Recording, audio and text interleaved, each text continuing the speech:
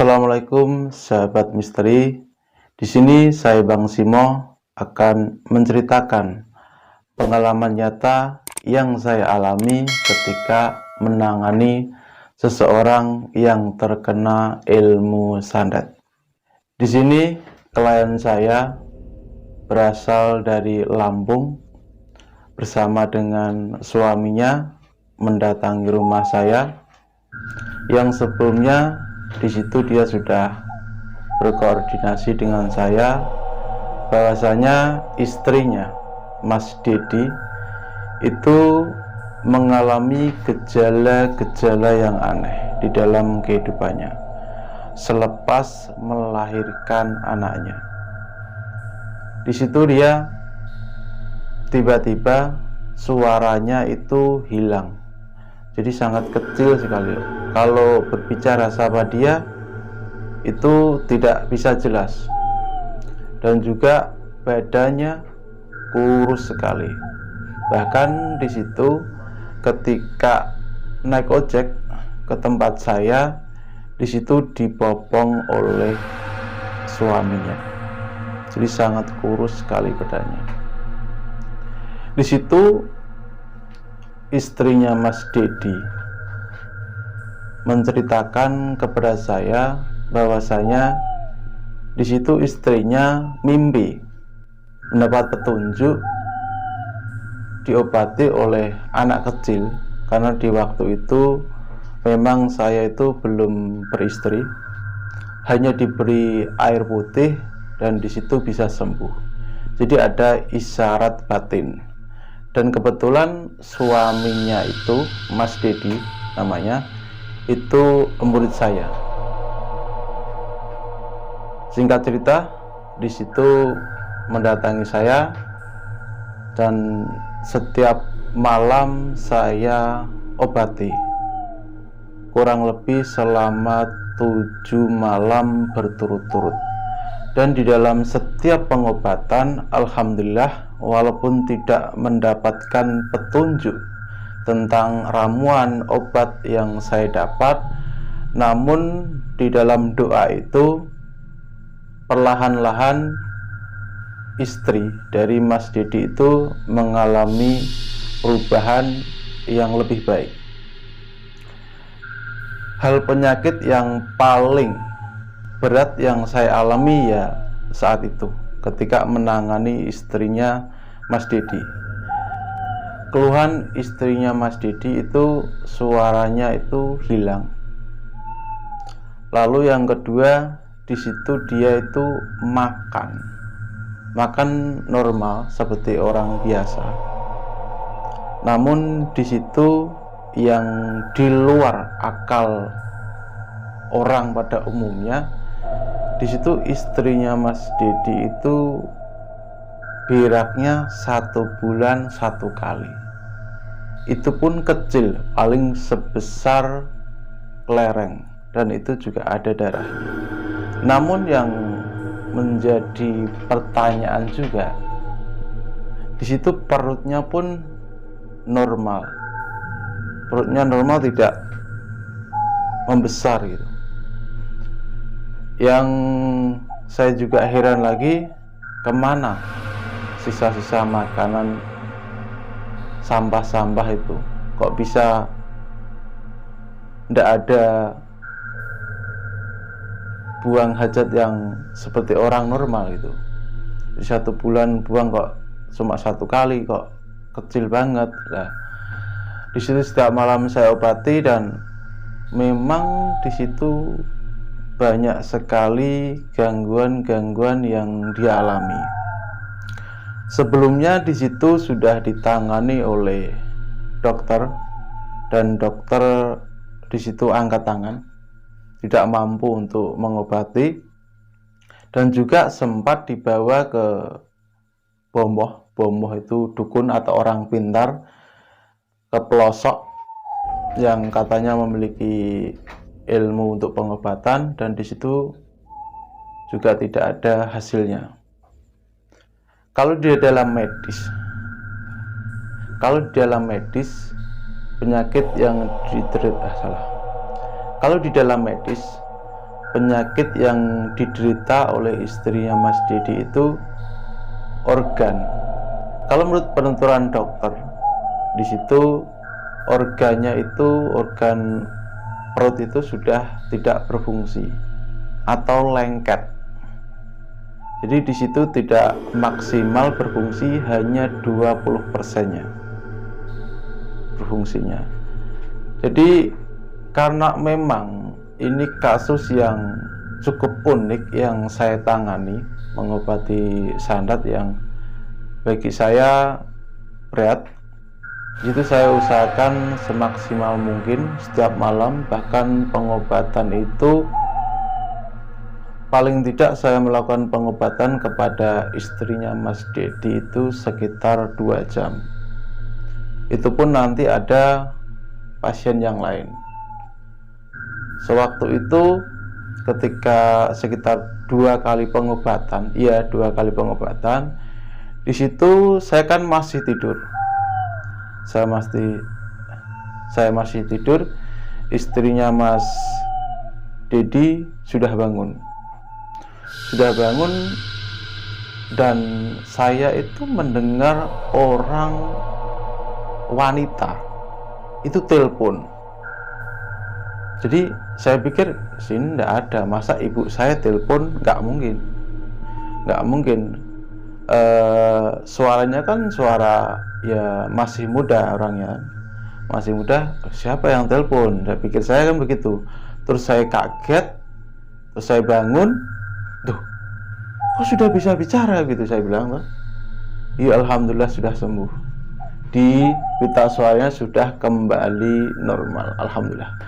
Di saat itu sudah mulai berangsur-angsur membaik, dan ketika saya memiliki semangat lagi untuk melakukan pengobatan ke istrinya Mas Dedi, di situ alhamdulillah sekarang BAB-nya itu lancar, walaupun masih ada sedikit darah. Jadi BAB-nya seperti sudah orang normal gitu. Kalau orang normal kan, kalau pasti kan BAB kalau makan. Nah, di situ dia juga sudah mengalami seperti itu.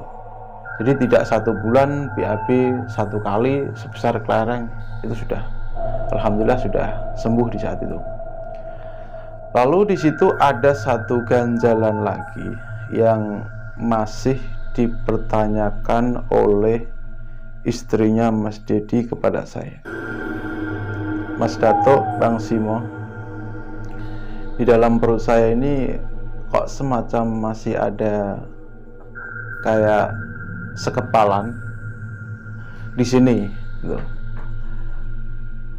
Itu yang saya tangani cukup lama, karena yang lainnya alhamdulillah sudah sembuh. Ibarat kata sudah sembuh karena sudah normal.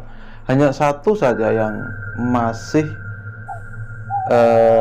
belum selesai, karena bisa dikatakan ini kan penyakitnya sudah komplikasi. Saya usaha semaksimal mungkin dan saya coba menggunakan batin saya untuk memohon kepada yang di atas untuk kesembuhannya. Di situ saya memiliki timbul pikiran, jangan-jangan ini jabang bayi, janin. Pikir saya begitu. Ketika saya tanya kepada istrinya dan suaminya, Mas Dedi dan istrinya maksud saya, apakah kalian sebelumnya sudah pernah berhubungan? Kata si istri tidak pernah. Kata si laki-laki tidak pernah. Nah di situ saya kan, karena dari penuturan itu ya saya percaya saja. Saya lakukan pengobatan, kok nggak ada sesuatu yang bisa saya lihat tentang keberadaan sekepalan ini yang di sini. Saya menggunakan batin, saya menggunakan doa, dan pokoknya semaksimal mungkin pengetahuan ilmu pengobatan yang saya dapatkan saya gunakan. Tidak ada hasil, hanya tinggal satu sebenarnya. Ketika itu ada guru saya datang, Coba dicek itu ke dokter. Kita pergi, saya mengantar suaminya dan istrinya Mas Didi diantar oleh mas saya di rumah sakit Purwodadi. Di situ spesialis kandungan, dan di situ dicek, ternyata itu adalah janin. Kedua pasangan itu masih belum percaya, Mas Didi sama istrinya. Katanya dia bersikukuh keras, ini saya tidak pernah melakukan hubungan, kok bisa gitu. Namun ketika saya desak dan bukti ini merupakan janin, si laki-laki ya ngomong terus terang, ya pernah dulu. Selepas, maksudnya walaupun seperti itu, mungkin sebagai pasangan normal ya, walaupun menderita sakit ya ada hasrat untuk seperti itu ya. Di situ karena nggak percaya, di satu klinik spesialis kandungan, Mas I pasti tahulah di Purwodadi itu Dokter Anita. Di situ kita karena nggak puas si pasangan tadi, kita ke Permata Bunda. Di situ saya nunggu di parkiran, dia sendiri biar yang memeriksa. Sama suaminya kan suaminya ya normal biasa, kalau yang istrinya kan yang sakit. Di situ hasilnya positif, hamil, itu janin sudah sekitar 4 bulan atau 5 bulan tuh kalau nggak silap. Jadi alhamdulillah di situ ya sudah tidak bisa dibantah, ya itu janin. Jadi mau saya apain ya janin, mau diobatin gimana, itu bukan penyakit, itu adalah janin, cabang bayi. Jadi seperti itulah pengalaman saya dalam menangani seseorang yang terkena gangguan santet dan juga gangguan penyakit fisik, yang di situ sakitnya memang tidak main-main, di situ komplikasi. Jadi itu merupakan pengalaman saya yang tidak bisa saya lupakan dalam menangani kasus seseorang yang terkena santet. Jadi badannya kurus. Di situ saya dulu masih sering berhubungan, namun karena saya kan sibuk, jadi tidak bisa terus berkomunikasi karena kan masih banyak urusan yang harus saya kerjakan, keluhan yang ini. Dan di situ saya sempat mendapat kabar dari suaminya, dia masih menyimpan nomor telepon saya. Di situ alhamdulillah bayinya sudah lahir normal. Jadi jauh-jauh saudara kita dari Lampung untuk berobat, alhamdulillah mendapatkan kesembuhan.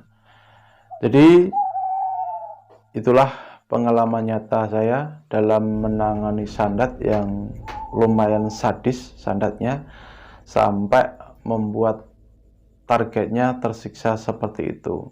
Minta suaranya hilang maksud saya, kurus, dan di situ sampai untuk menopang badan sendiri pun tidak kuat.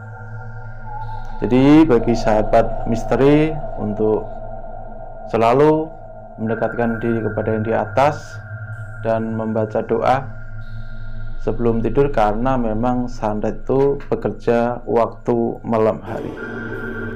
Jadi seperti itu yang saya alami, Mas I dan sahabat misteri, yang bisa saya bagikan.